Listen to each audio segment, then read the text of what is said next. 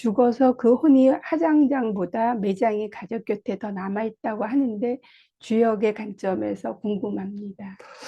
그러게요. 사람 다 누구나 다 죽죠. 죽으면은 요새는 다 뭐 옛날에는 매장을 많이 했고 요새는 또 화장을 좀 많이 하죠. 어, 그게 과연 이제 어느 게 더 좋으냐? 참 논란의 소지가 있습니다, 사실은. 근데 이제 일단은 몇 가지 정리를 해야 되는데요. 우리가 이제 매장을 한다. 옛날에는 어떻게 했을까요? 매장을. 그 고려시대는 화장을 많이 했대요. 자, 그러면은 저 어차피 땅에 묻으면은 그 우리 눈에는 안 보이지만 땅속에서 이렇게 벌레들이 먹을 수도 있고 그래서 분해가 돼서 이렇게 흩어집니다. 그죠? 사실은 매장한 거나 뭐 하는 거는 사실은 그 위생적인 처리 방법입니다. 엄밀히 말하면. 만약에 바다에서는 어떻게 할까요? 바다에서는. 사람이 사망했다. 어떻게 장례를 치르죠? 수장을 합니다. 바다에서는. 네. 배에서는 땅에다 묻을 수가 없어. 배에는 흙이 없습니다. 그죠? 그러니까 가장 위생적으로 처리하는 건 수장하는 겁니다. 사람을 해서 바다에서 넣는 겁니다. 또 만약에 저 티베트 같은 경우는요, 거기는 고산 지역이라 나무가 거의 안 자라요. 그 땅이 척박하면 땅이 잘 안 파져요. 바위산이야. 매장하기가 힘들어요. 거기서는 어떻게 할까요? 티베트에서는 조장을 합니다. 조장을 어떻게 하냐? 사람 놈을 새가 와서 파먹게 합니다. 어떻게 보면 말도 안 되는 얘기죠. 그죠? 새가 파먹게 하고, 그 다음에 뼈가 나온 뼈는 다 그 가루 내서 뿌립니다. 어떻게 보면 말도 안 되죠. 근데 마찬가지로, 땅이 어떻게 묻어? 땅속에 묻으면 그 뭐 벌레들이 다 먹는데, 그죠? 그것도 어떻게 말이 안 되죠. 물에 넣어? 그것도 이상하잖아요. 만약 우주에서 사망 못했을 거예요, 사람은. 우주에서는. 우주장한다. 뭐, 우주 공간에 버립니다, 그냥. 버린다 표현도 그게 안 그렇고 시신하고 계속 같이 있을 수는 없잖아요. 어떻게 처리는 해야 돼요. 그러면 가장 위생적이고 가장 합리적인 방법으로 처리하는 것이 보편타당한 진리겠죠. 그 시대에는. 그것도 주변 환경에 맞아야 됩니다. 저기 전라도 지역, 저기 섬 지역인가? 거기는 그렇게 한다면서요? 초분을 한다면서요? 사람이 죽으면은 그리고 풀로 좀 덮어놔요. 그럼 다 썩게 만들어요. 그러니까 3년 지나면 뼈만 남습니다. 그 뼈를 추려서 이렇게 합니다. 그게 지금도 좀 남아있다고 그러더라고요.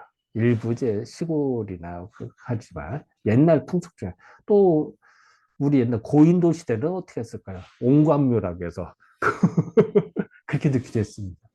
더 옛날에는 심지어 사람이 죽었을 때 그 하인이 필요하니까 순장을 시켰대요. 하인 한 100명, 뭐 20명. 그때는 그게 진리로 여겼겠죠. 근데 지금은 어때요? 그때는 좀 꽤 문제가 되겠죠. 그러니까 그때 이후로는 어떻게 보면 이제 사람은 순장 안 하고 이제 토용이라고 해서 흙으로 인형을 만들어서 그 이제 순장 대용으로 그렇게 했답니다. 그러니까 이 얘기는 뭐냐면은 우리는 지금 단순 매장한다. 매장 자체가 좋으냐 나쁘냐. 그거는 그 시대에 가장 합리적으로 그 위생적으로 처리할 수 있는 방법 중에 하나일 뿐입니다. 다만 우리가 토양이 있고 하니까 할 수가 있는 거지. 만약에 흙이 하나도 없다면 바위만 있다면 그것도 힘들 겁니다. 바위산일 때는. 흙이 없다면은. 그러니까 다 편의해서 하는 거다. 그런데 우리는, 음, 이제 주역에서는요, 사람이 혼과 백으로 나눠진답니다. 혼과 백으로. 혼이 있고 백이 있습니다. 사람이 죽는 순간, 혼은 양의 기운이라 날아가려고 하고, 백은 밑으로 내려갑니다. 이게 육신입니다. 육체. 그러니까 그, 그 체백이라고도 하고, 그 뭐, 몸체자 그래서 체백이라고 하고, 몸의 백이다. 그래서 백골이 난망하다. 이런 백골. 이렇게도 합니다. 우리 가끔 사극 보면 백골이 난망, 사람이 죽어서 시체 뼈가 뭐 백골인데 이 백자는 흰백자가 아닙니다. 이 백골입니다. 혼백할 때 이 백자입니다. 자, 이 얘기는 뭐냐면은 우리가 이제 주역에서 이런 얘기 안 돼요. 주역에서는 이제 제사를 지낸다. 제사를 지낼 때는 이제 그 사당에서 딱 향불을 피우고 그래서 혼을 부릅니다. 혼은 돌아다닙니다. 그래서 향불을 피워서 향불이 연기 팍 나잖아요. 이 기운이 하늘로 통한대요. 그래서 우리가 향불을 피우는 게 그래서 피우는 겁니다. 그리고 또 하나는 향불 자체가 그 잡기를 없애고 좋은 귀신만 불러들인답니다. 그래서 우리가 절에서도 향 피우고 하는 이유 중에 하나가 기운을 맑게 하기 위해서. 그리고 집안에 음습하다 이러면 향을 피웁니다. 그러면 그게 사실은 지금으로 따지면 뭐 공기청정제 내지는 그 방향제 그리고 뭐 소독기 소독의 컨셉도 있습니다. 그래서 실질적으로 향을 많이 피우면 거기서 존빨래가 안 씁니다. 별로. 그래서 절에서도 이렇게 향불 많이 피다 보면 그리고 실질적으로 저기 그 일본에 가면요. 일본에서는 그 다다미 빵이고 가운데 이렇게 불을 화덕 같은 게 있어서 불을 태워서 거기서 뭐 요리를 직접 합니다. 그럼 연기가 막 자욱합니다. 그 연기가 목재 스며듭니다. 방부제 역할을 합니다. 그리고 고기가 안 썩어요. 그래서 우리도 고기 오랫동안 보관하려면 어떻게 하죠? 고기에다 연기 막 세우잖아요. 불 떼서 연기를 훈중하잖아요. 그죠? 훈중을 하면은 네. 고기를 오랫동안 보관했어요. 근데 일본 같은 데는 어때요? 그 습기가 많잖아요. 습기가 많으니까 나무집인데 습기가 많으면 어떻게 돼요? 나무가 다 좀수로 나무가 부셔질 거 아니에요. 그걸 방지하기 위해서 불을 뗍니다. 연기로. 그러면 그 연기가 훈중이 돼서 목재가 좀이 안 쓰는 겁니다. 우리나라에서도 부엌에서는 되게 옛날 불을 뗐잖아요. 그 부엌에 있는 나무들을 잘 안 써고 왜? 연기 때문에 훈중이 됐으니까. 지금도 우리 어떻게 하죠? 그 곡식을 외국으로 수출하거나 수입할 때 훈중기를 소독을 합니다. 그래서 밀가루 같은 거, 밀 같은 거라든지 쌀 같은 것도 벌레 안 새게 훈중을 합니다. 오래되면 벌레가 생기는 법이거든요. 그래서 그런 식으로 불을 때 사는 방법이 있어요. 자, 그래서 그건 이제 별도 얘기고요. 일단은 향불을 피우면 향의 냄새가 쭉 퍼져나가면 하늘의 기운이 통한다고 본 거예요. 향불이. 그렇게 생각을 한 거예요. 그래서 위에 있는 혼이 내려옵니다. 근데 문제는 백이 없잖아. 백은 땅속에 쏘았어. 그러니까 상징적으로 예전에 그 백을 상징하는 걸로써 그 옛날에 뭐 손톱발도 이용하기도 하고요. 네. 또 아니면은 이제 그분이 사용했던 물건들. 예를 들어서 뭐 사진이라든지 아니면 그 분이 뭐 무인이라면 칼을 썼겠죠. 그럼 칼을 놓거나 문인이라면 붓을만 해서 붓을 놓거나 그분의 손때가 많이 묻은 거. 그것이 그런 물건을 놓으면 혼이 와서 기억을 한대요. 내가 쓰던 거네? 그래서 잘 온다는 거야. 그러니까 옛날에는 이제 그렇게 생각한 거예요. 그래서 그 혼이 있다가 내가 불렀다. 그러면은 뭔가 그 연결된 게 있어야 우리도 뭐 어디 가더라도 주소가 있어야 찾아가고 뭐 연결이 돼야가지고 생판 모르는 데 가면 낯설잖아요. 귀신이 오는데 생판 낯선 데 오면 힘들잖아. 그냥 뭔가 나하고 연결되는 부분이 있어야 된다라고 생각을 했다가. 그래서 이제 그것이 이제 상징적으로 나타나는 게 뭐 지방으로 쓰거나 그 사람 물건을 놓거나 뭐 이런 식으로 된 거지 예전에.